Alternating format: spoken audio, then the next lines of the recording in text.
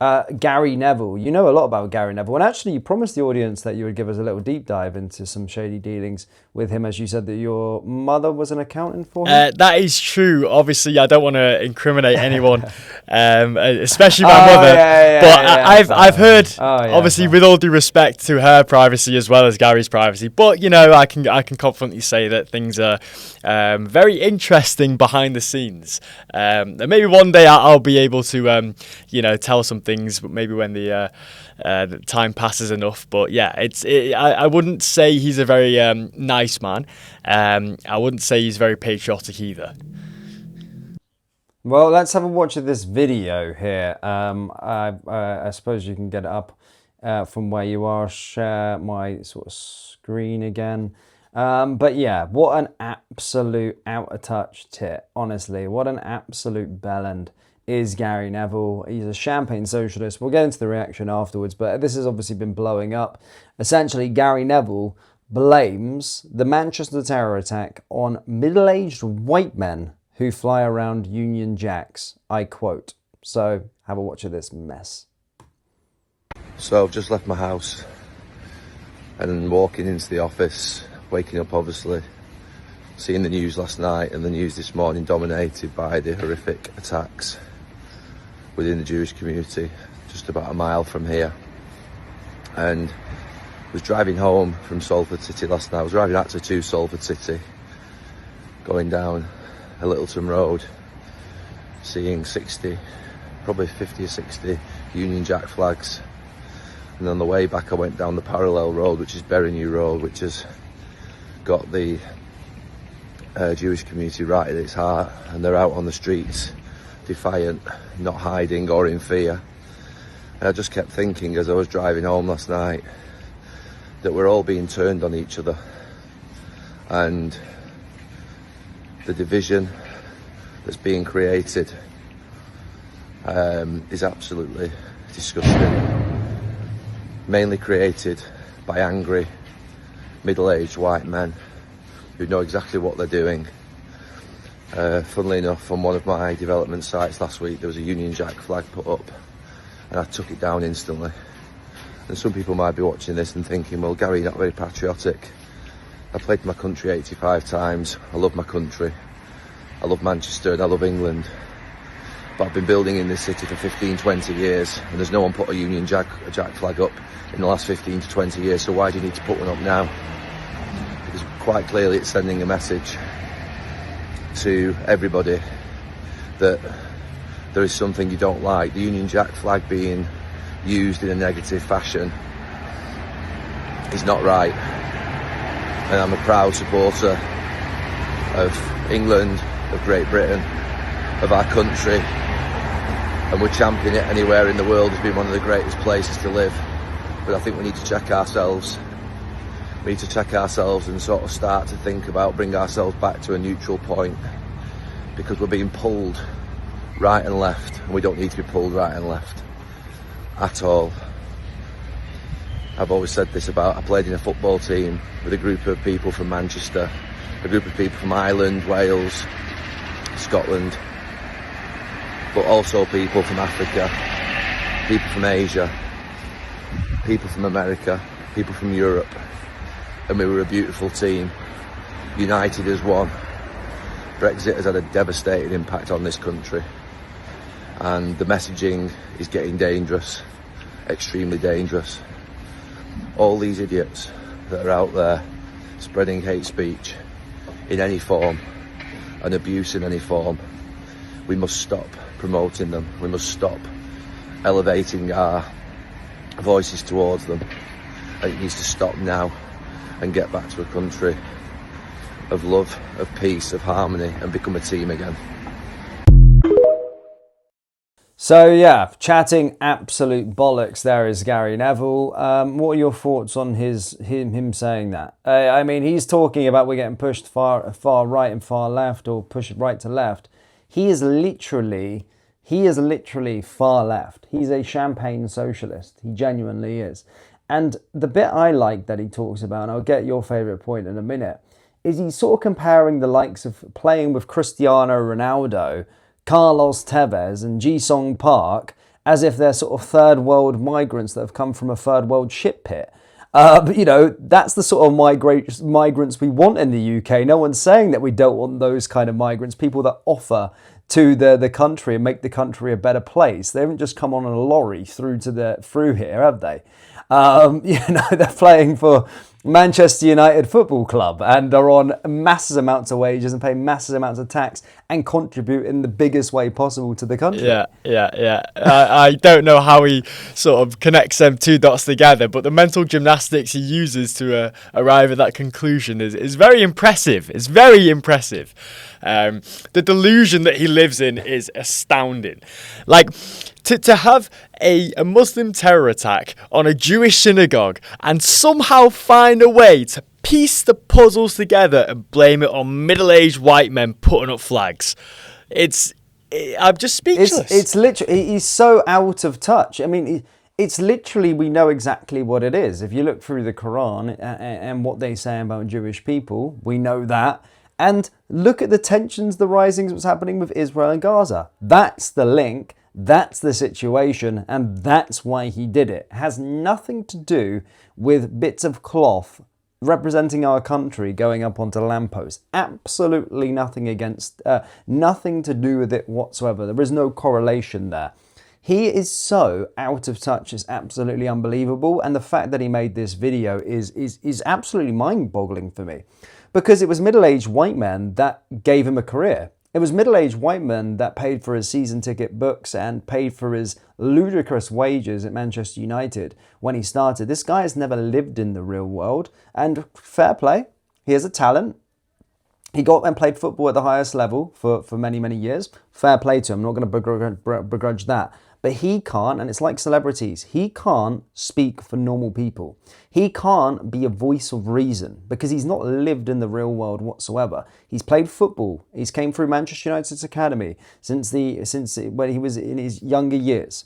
And the world was a different place from when his parents were bringing him up in Manchester to as it is now for working class. He may have been working class as a child.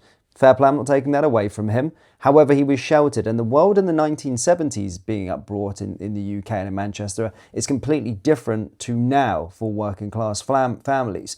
He then played for Manchester United throughout the rest of his career, his wages paid by middle-aged white men, and then of course after that he used his platform that he got by those middle-aged white men paying his season ticket books to build businesses that he's created now, and now wants to try and dip his toes into politics and to talk about diversity and talk about the division within the country is absolutely ludicrous to me. Individuals like that should not be having a political point of view because he doesn't understand it whatsoever. 100%. I think you're spot on with pretty much everything you said there.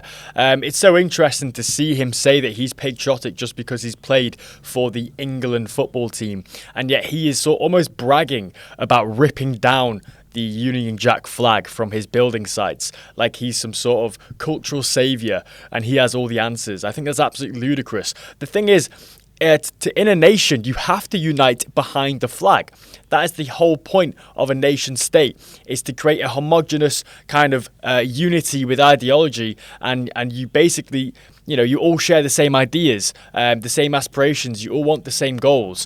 Think about as a business or a company, it's the same thing. If you don't unite behind the company and you don't work towards a shared vision, then there's just chaos and internal fighting. Well, it's the same thing on the nation state. And it's so interesting to see he's obviously proud to rip down the flag that we are meant to unite behind. So if anyone's sowing division in this community, in this culture, it is Gary Neville. And he can place the blame and point the fingers on anyone else. He's essentially, he's just preaching to the people that made his career. And you're absolutely right, Dan. It's middle-aged white men that created the opportunities that he has now got in life for UA92, the university in Salford that he owns and runs, through all the business ventures that he is able to fund and the property and construction that he does in Manchester and Greater Manchester. All of that comes off the back of middle-aged white men, and he's the first to degrade them because for no other reason other than the fact that he is disconnected from their plight.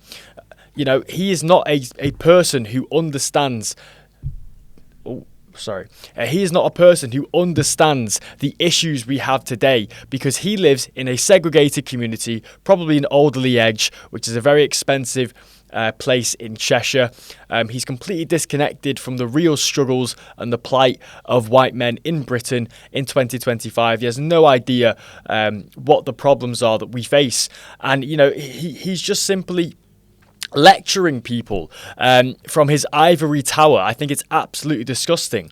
If he were to swap lives with any of the people, especially the people in his own building site, putting up flags to support the country and support the nation, if he would swap lives with them for a week, he would probably understand what it's like and what the current issues we're facing today. We do not have the same demographic as we did in the 80s and the 70s when Gary Neville was growing up as a child. We do not have the same migration issues that we did. He somehow labels the issue on Brexit like migration hasn't gone up since Brexit. Like the loopholes in the ECHR and the lawyers, the activist woke lawyers and judges, like this issue hasn't got worse. Everything's got progressively worse, and he's saying it's Brexit's fault that this division is sown in this country. Well, from what I remember, Brexit was the UK leaving the European Union. It had nothing to do with Israel or the Jewish communities, and it had nothing to do with Islam or the Muslim communities. So I just don't understand the logic behind his arguments. I think he's actually quite stupid. Yeah, no, but it's the comparisons. It's the comparisons of him working with foreign people. The only relation that he's had with working with foreign people is foreign players that are playing football at the highest level. And yes, he may have worked with some people at universities that he's a part of. But I see this from a different point as well, right? But he doesn't understand, he can't grasp the fact of what illegal immigration is. He as you said, he's living far away with it. He's not there, and he's judging it solely based on skin color. Something like that. He thinks that the middle-aged white men have a problem with individuals coming from Africa as a place, or the Middle East, and saying, well, I've worked with people from the Middle East and I've worked with people from Africa, and they've been great people. Yes, because they're professional footballers. They played the same profession as you. They're a pillar to the community. We're not talking about those whatsoever, but that's how ignorant his argument is.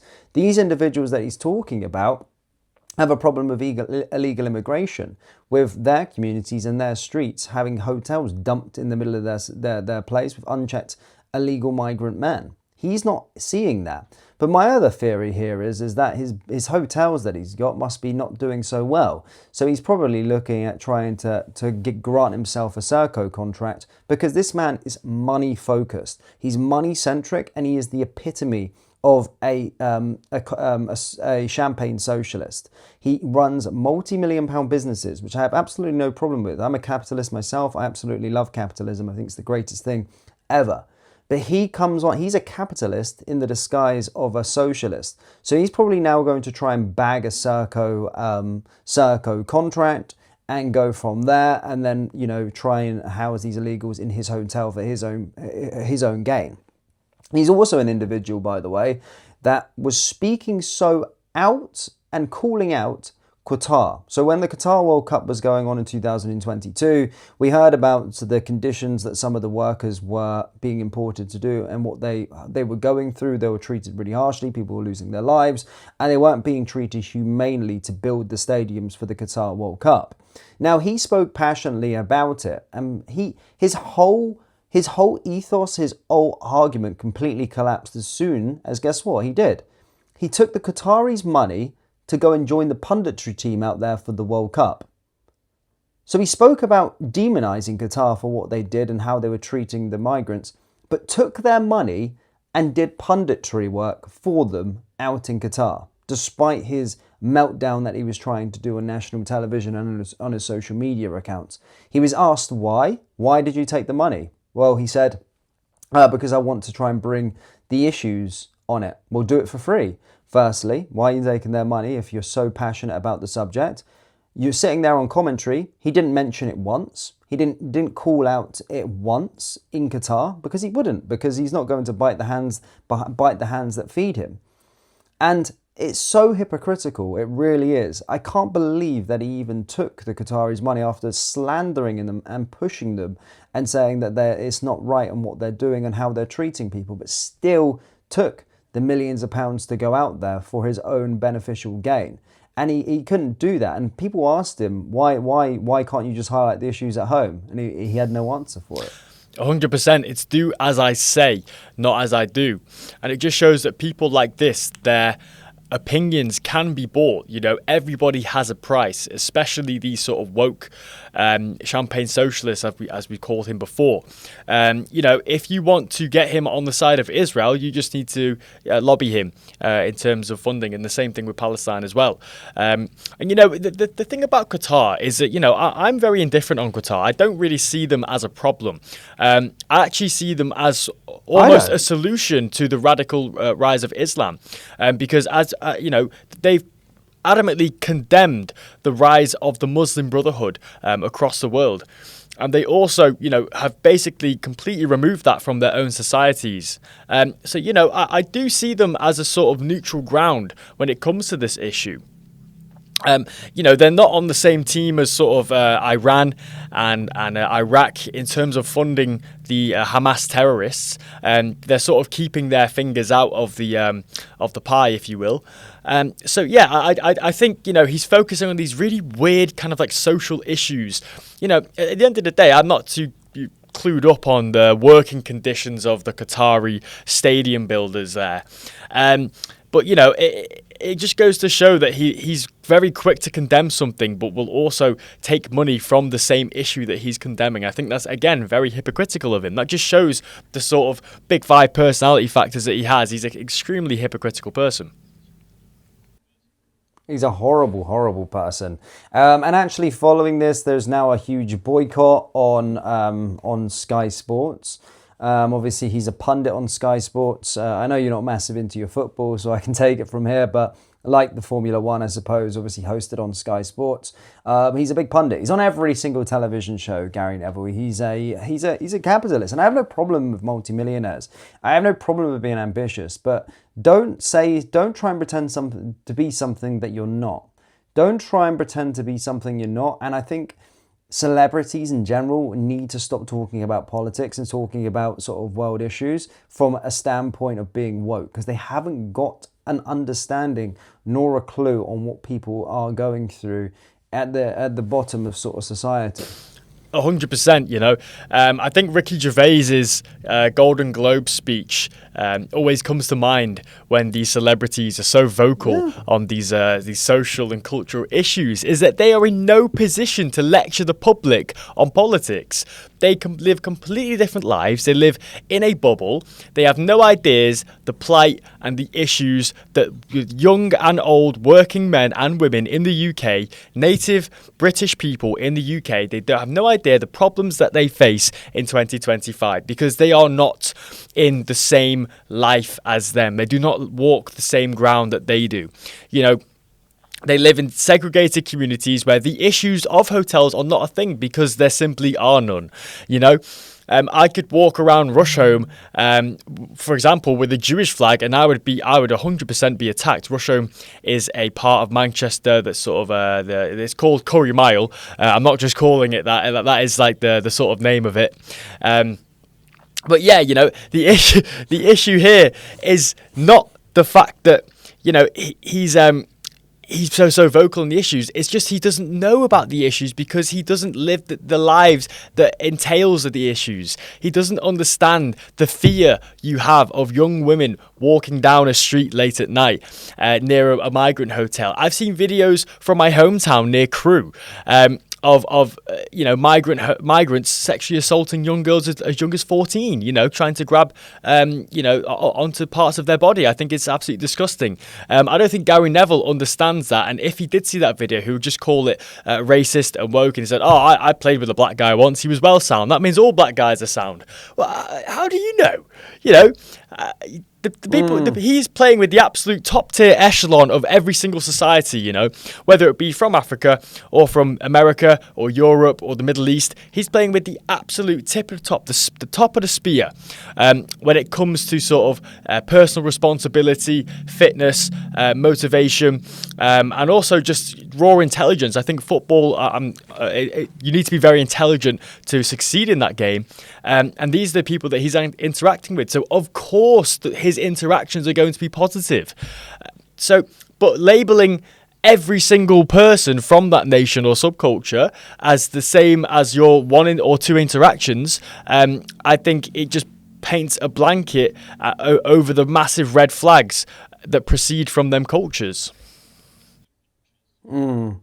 Yeah, well, as I said, I think we're all on the same page that celebrities shouldn't be getting involved whatsoever in politics. And Gary Neville's one that does need to keep to his podcast name, and that's Stick to Football, because he ain't got a fucking clue on what he's talking about. And I'm interested to see if this Sky Sports boycott actually goes down well as well.